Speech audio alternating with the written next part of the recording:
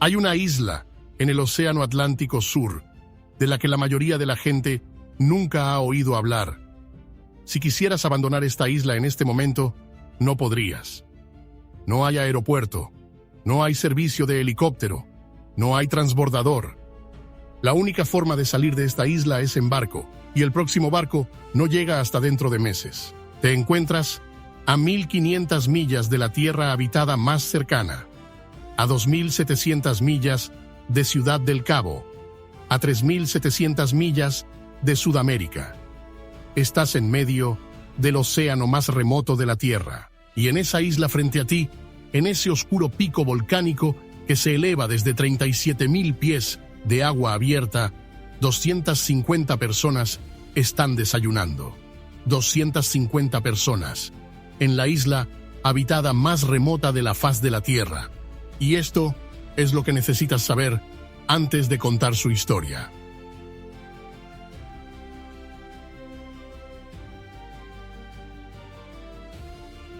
En 1961, un volcán hizo erupción en esta isla. Toda la población, los 264 habitantes, fue evacuada a Inglaterra. 2 años después, el gobierno británico les ofreció el reasentamiento permanente, casas nuevas, empleos, todos los recursos de un país moderno. Dijeron que no. Regresaron, todos y cada uno de ellos. Esta es su historia.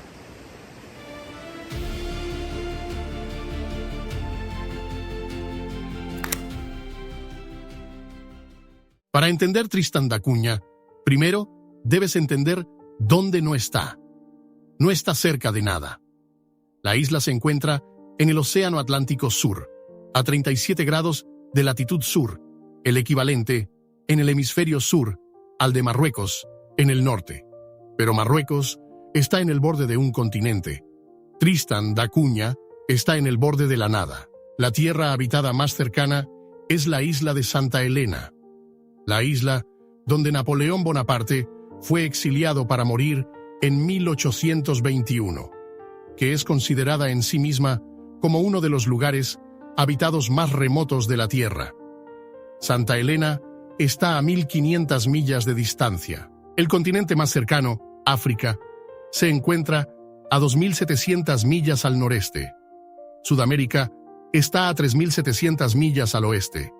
La Antártida, que no está habitada, está a 1.700 millas al sur. En todas las direcciones, a distancias que a un barco le tomaría semanas cruzar. Océano abierto. No hay servicios de pasajeros regulares a Tristan da Cunha. No hay aerolínea. No hay un ferry programado. La isla es atendida por barcos de suministros desde Ciudad del Cabo, típicamente de 6 a 8 viajes por año, cada uno tardando aproximadamente 7 días en cada dirección. Cada barco trae los suministros que la isla no puede producir por sí misma: combustible, medicinas, maquinaria, aparatos electrónicos, los bienes particulares de la vida moderna que una isla volcánica en el Atlántico Sur no puede fabricar. Y cada barco transporta a los únicos pasajeros que hacen este viaje: el investigador ocasional, el observador de aves que ha planeado este viaje durante años, el viajero aventurero que ha ido a todas partes y ahora quiere ir aquí, y a veces un tristaniano que ha estado fuera de la isla por atención médica, educación o viajes y que va de regreso a casa. Tristan da Cunha es un volcán, no es una isla volcánica, es un volcán. El pico de la Reina María se eleva a 6.760 pies sobre el nivel del mar. Pero el nivel del mar no es la base de esta montaña.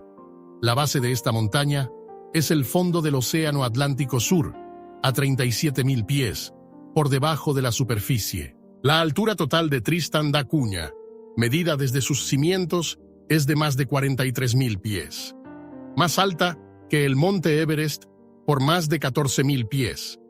La mayor parte está bajo el agua. Lo que ves cuando te acercas en barco, el pico oscuro que se eleva desde el océano, es la parte superior de 6.760 pies de una montaña que empequeñecería cualquier cosa en la superficie de la Tierra. La isla es aproximadamente redonda, 98 millas cuadradas en total. La costa está compuesta casi en su totalidad por acantilados, de basalto negro, escarpados, con el océano austral rompiendo contra ellos con la fuerza de 3.700 millas de oleaje abierto. Hay un solo lugar en la costa donde los acantilados dan tregua, donde una pequeña repisa de lava se extiende desde la base de la montaña hasta el borde del mar.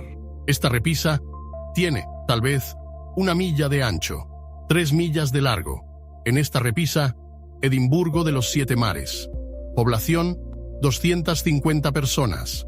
El único pueblo, el único asentamiento humano en la isla habitada más remota de la Tierra. La construyeron en la única porción de tierra que se podía construir. No porque fuera conveniente, no porque fuera hermosa, porque no había alternativa.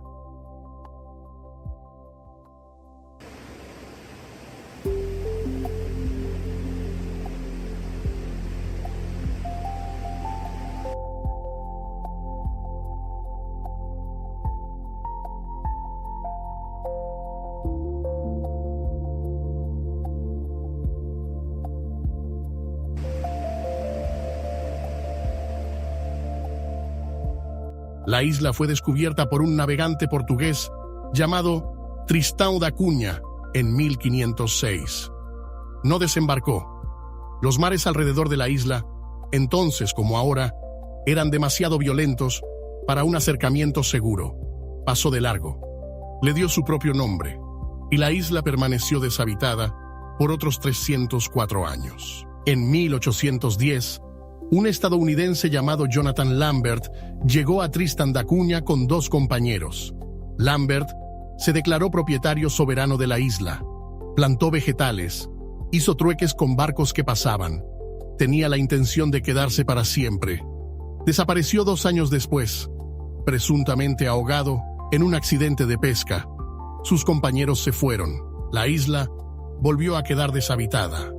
En 1816, Gran Bretaña estableció una guarnición para evitar que la isla fuera utilizada como base para rescatar a Napoleón Bonaparte, quien en ese momento estaba encarcelado en la cercana isla de Santa Elena. Cuando la guarnición se retiró en 1817, un soldado decidió quedarse. Su nombre era William Glass, un cabo escocés, un hombre que había visto lo suficiente del mundo como para saber que lo que quería era esto: una isla pequeña y remota en el Atlántico Sur, compartida con nadie más que con las personas que él eligiera. Glass escribió un pacto con los otros 2 hombres que se quedaron con él. Todo lo producido se compartiría por igual. Todo el trabajo se compartiría por igual. Ninguna persona reclamaría autoridad sobre otra. Un documento fundacional para una nación de 3.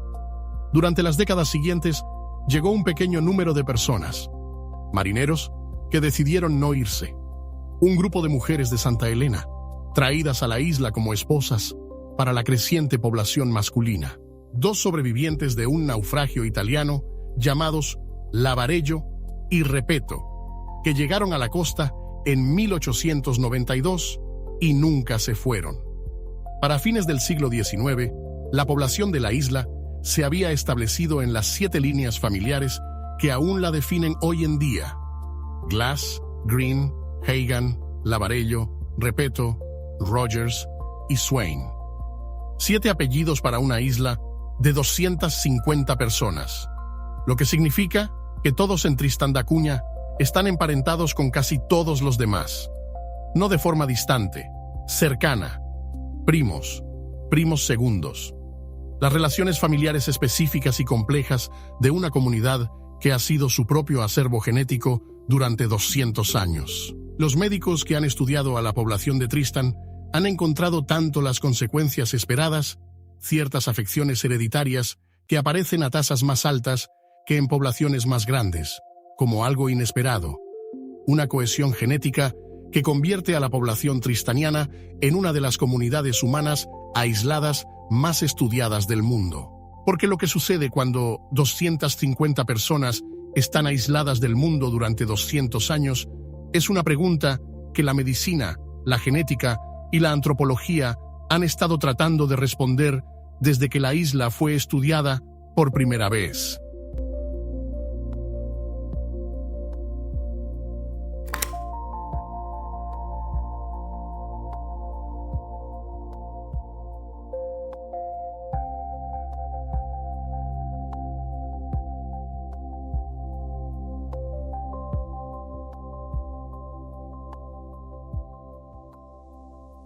El 10 de octubre de 1961, el volcán en el que vivían 264 personas comenzó a hacer erupción. No de manera explosiva, no con peligro inmediato. Una grieta apareció en la tierra cerca del pueblo, cerca de la fábrica de conservas, cerca de los barcos. El vapor llegó primero, luego el humo, luego la lava. El consejo de la isla se reunió. Se tomó la decisión. Evacuación. Toda la población de Tristan da Cunha, cada hombre, mujer y niño, cada una de las 264 personas que habían construido sus vidas en esta remota isla volcánica, fue subida a un barco de pesca holandés, el Chisadane, que casualmente estaba cerca de la isla. Tomaron lo que pudieron cargar. Se fueron en cuestión de horas. La mayoría de ellos nunca había salido de Tristan. Algunos de los isleños de mayor edad nunca habían visto una ciudad, nunca habían estado en un automóvil, nunca habían caminado sobre una acera o visto un semáforo, ni habían estado de pie en una fila de supermercado. Fueron llevados primero a Ciudad del Cabo y luego a Inglaterra, a Southampton, a un país de 50 millones de personas y 52.000 millas cuadradas, y con temperaturas que se sentían como el interior de un refrigerador en verano, en comparación con lo que conocían. El gobierno británico los alojó cerca de Southampton, en un antiguo campamento de la Real Fuerza Aérea. Les dieron trabajo. Los niños fueron inscritos en las escuelas. La prensa británica los encontró fascinantes y condescendientes en igual medida. Se escribieron artículos sobre ellos como si fueran visitantes de otro siglo, lo cual, en cierto modo, eran. Encontraron a Inglaterra fría, impersonal, ruidosa, de una manera que no tenía nada que ver con el volumen. Eran 264 personas que siempre se habían conocido, siempre se habían necesitado, siempre habían sido el mundo entero, el uno para el otro, y que ahora eran arrojados a un país donde nadie sabía sus nombres y nadie los necesitaba.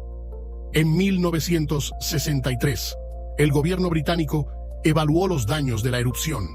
El volcán se había calmado, el flujo de lava se había detenido. Gran parte del pueblo estaba intacto. El gobierno les hizo una oferta. Los tristanianos podían quedarse en Inglaterra de forma permanente con todos los derechos de la ciudadanía británica, vivienda, empleo, educación y toda la estructura de la vida moderna. Los tristanianos debatieron la oferta y luego dijeron que no. Querían regresar a casa. En 1963, 198 de los 264 evacuados regresaron a Tristan da Cunha. Los otros, principalmente los jóvenes que se habían casado con cónyuges británicos durante los 2 años de desplazamiento, se quedaron en Inglaterra, pero el núcleo de la comunidad, las personas que eran tristanianas, de la manera en que solo 200 años de vivir en una sola isla te pueden convertir, regresaron a una isla sin aeropuerto, sin hospital, sin carretera que la conecte con nada, sin más opción para salir que un barco que llegaba un par de veces al año. Regresaron porque no había ninguna otra opción que tuviera sentido. Inglaterra no era su hogar. Inglaterra era cualquier otra parte. Tristan era el único lugar en la tierra que conocía sus nombres.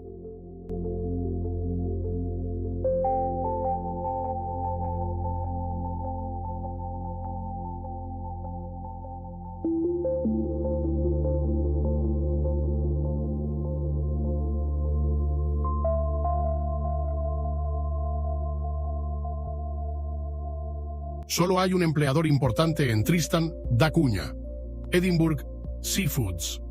La empresa, propiedad de la isla, procesa y exporta la langosta espinuda que vive en las aguas frías, claras y libres de contaminación alrededor de la isla. El cangrejo de río de Tristán, Hasus tristani, No es técnicamente una langosta, pero se vende como tal y se encuentra entre los crustáceos más preciados del mundo. Las aguas alrededor de Tristán da Cunha se encuentran entre las aguas oceánicas menos contaminadas de la superficie de la Tierra, sin escorrentía agrícola, sin descargas industriales, sin proximidad a ningún continente que pueda llevarles contaminación. Los animales que viven en estas aguas nunca han estado expuestos a la carga química que afecta a los mariscos de la mayoría de los caladeros del mundo. El resultado es un producto por el cual los restaurantes de alta cocina de los Estados Unidos y Japón pagan precios elevados. Todo lo que se captura en Tristán da Cunha se destina a ese mercado, lo que significa que las 250 personas en la isla más remota de la Tierra están abasteciendo a los mejores restaurantes de Nueva York y Tokio. La operación de pesca se lleva a cabo de maneras específicas de Tristán. No hay puerto. La costa no permite un muelle convencional. Los mares alrededor de la isla son demasiado violentos y demasiado impredecibles para una estructura fija que pudiera sobrevivir a más de una tormenta importante.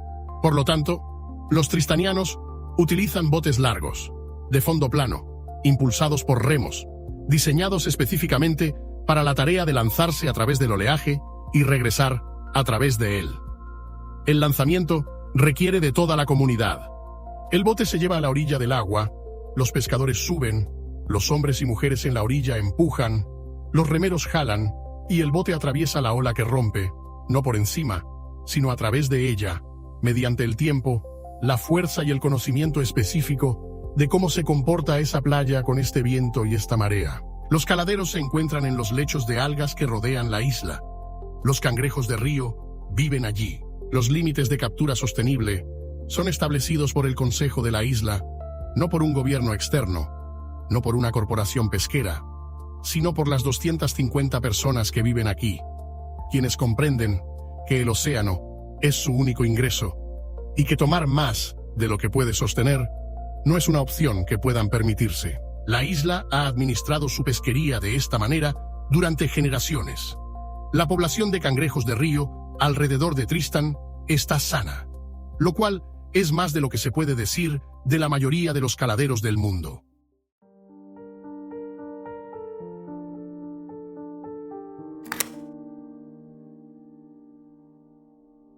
Aquí hay algo sobre Tristán da Cunha que ninguna fotografía te prepara para ver.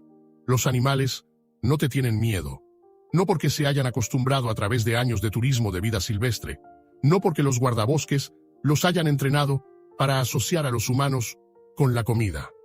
Es porque no hay depredadores terrestres en Tristán.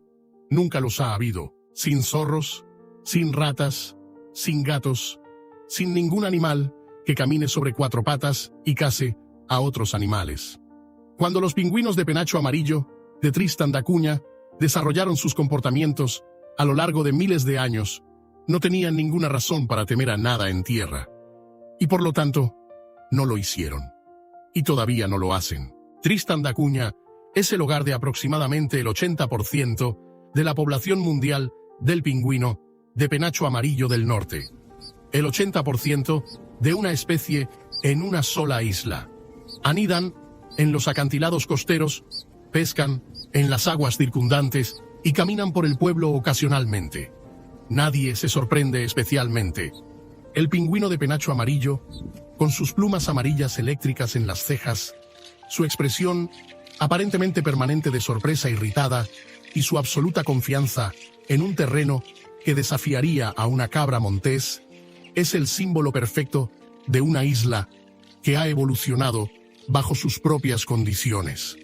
Luego están los albatros. El albatros errante, el ave voladora más grande de la Tierra, anida en la isla vecina de Tristán, Gulf, y vuela por todo el Atlántico Sur en arcos que pueden cubrir 10.000 millas en un solo viaje de búsqueda de alimento. Un albatros errante puede volar durante años sin aterrizar, no de forma continua, pero a lo largo de su vida puede registrar más de 5 millones de millas de vuelo, más distancia que cualquier otro animal, más distancia que 200 viajes de ida y vuelta a la Luna, y regresa a este archipiélago a anidar. a las islas habitadas más remotas de la Tierra. La gente de Tristan entiende esto. Viven junto a ellos, no como espectadores, sino como vecinos. En septiembre de 2024, un barco llegó a Tristan da Cunha con una terminal de Starlink, el sistema de internet satelital, una antena, un receptor y un enrutador fue instalado en la isla. Y Tristan da Cunha, la isla habitada más remota de la Tierra, obtuvo internet de banda ancha confiable por primera vez en su historia. La isla había tenido internet antes, desde el año 2001. Una conexión satelital, lenta, costosa y limitada, había conectado a la isla con el mundo. Aproximadamente 4 megabits por segundo para toda la comunidad. Compartido para 250 personas. Las videollamadas eran imposibles, el streaming era imposible, y hasta el correo electrónico con archivos adjuntos requería una paciencia que pondría a prueba a la mayoría de los usuarios modernos.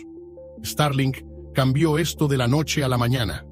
De repente, los niños de Tristan podían acceder a los mismos recursos educativos que los niños en Londres o Nueva York. Los residentes que tenían familia en Inglaterra, descendientes de los que regresaron en 1963 y decidieron quedarse en Gran Bretaña, podían verse las caras en tiempo real. El personal médico de la isla podía consultar con especialistas en Ciudad del Cabo sin los retrasos de comunicación que anteriormente habían hecho que tales consultas fueran poco prácticas.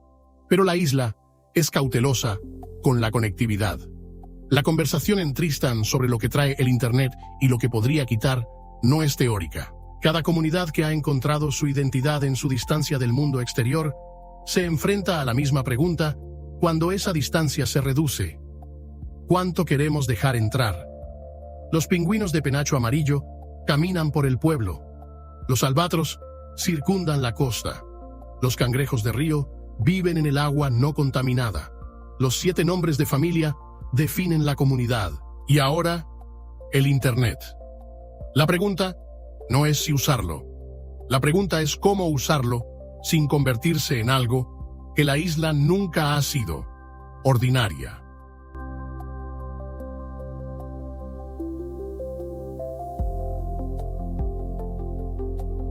Cuando los tristanianos estaban en Inglaterra, en el antiguo campamento de la Real Fuerza Aérea, cerca de Southampton, en las calles de un país que tenía más personas en un solo suburbio de las que jamás habían vivido en todo su mundo, se les preguntó repetidamente qué extrañaban. Las respuestas eran consistentes. Extrañaban el silencio, no la ausencia de sonido. Tristan no es silencioso. El océano nunca es silencioso. El viento nunca es silencioso. Los pingüinos, como es bien sabido, no son silenciosos. Extrañaban el silencio de un mundo en el que el ruido que existía era el ruido del mundo natural. La ola contra la roca, el viento en la hierba, el sonido de personas que conocían, diciendo cosas que importaban, en una comunidad lo suficientemente pequeña como para que lo que se decía tuviera consecuencias.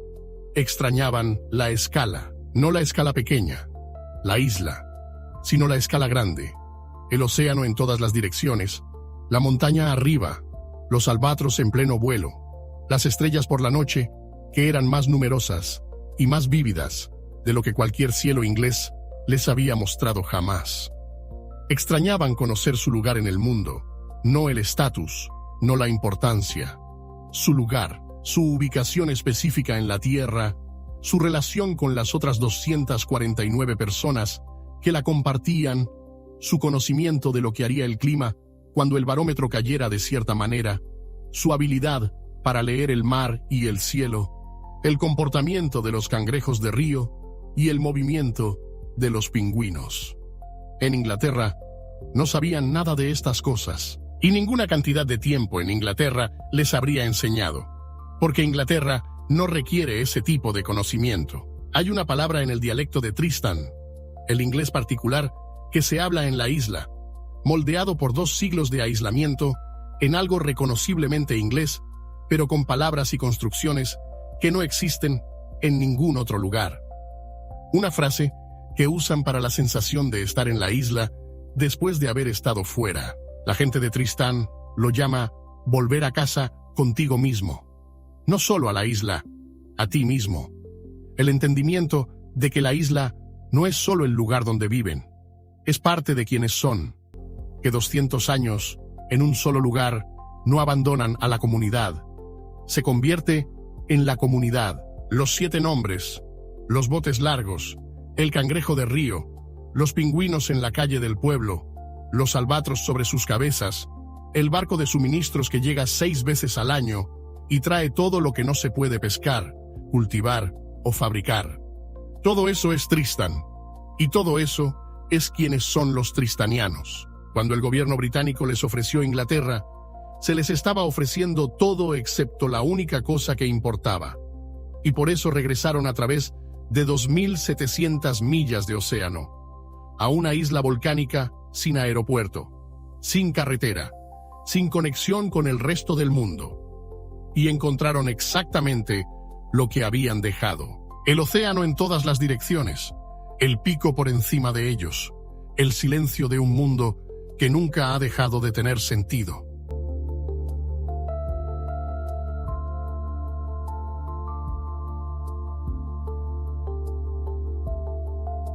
Caminarías hasta el borde del mundo.